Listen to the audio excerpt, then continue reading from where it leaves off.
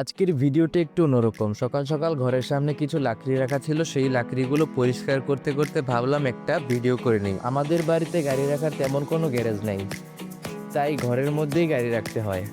আর ঘরের সামনে জঞ্জাল হিসেবে অনেকগুলো লাকড়ি রাখা ছিল, আর প্রতিদিনই গাড়ি বের করতে গাড়ির তলায় লাকড়িগুলো আটকে যেত। তাই ভাবলাম জায়গাটা একবারে পরিষ্কার করে ফেলি, আর মোবাইলটা রেখে শুরু করলাম কাজ, একদম সিসি ক্যামেরার স্টাইলে।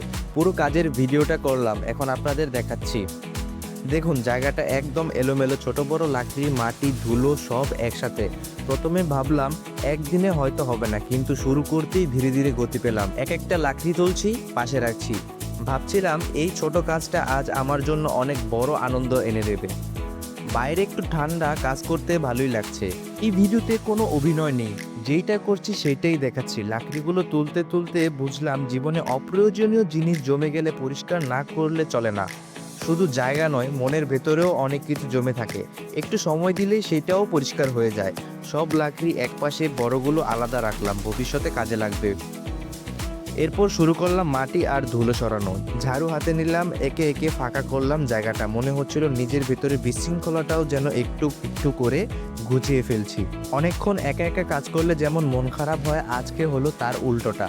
কিছু কিছু সময় বসে শুধু চারপাশ দেখছিলাম আর ভাবছিলাম, এই যে সময়টা আমি নিজেকে দিলাম, ঘরকে দিলাম, এই সময়টা আসল শান্তি। লাকড়ি সরিয়ে বুঝলাম জায়গাটা আসলে অনেক বড়। আমরা মাঝে মাঝে বুঝতে পারি না, জিনিসের নিচে জায়গা চাপা পড়ে থাকে, আর মনের চিন্তার নিচে চাপা পড়ে থাকে শান্তি। দুটোই পরিষ্কার করা দরকার।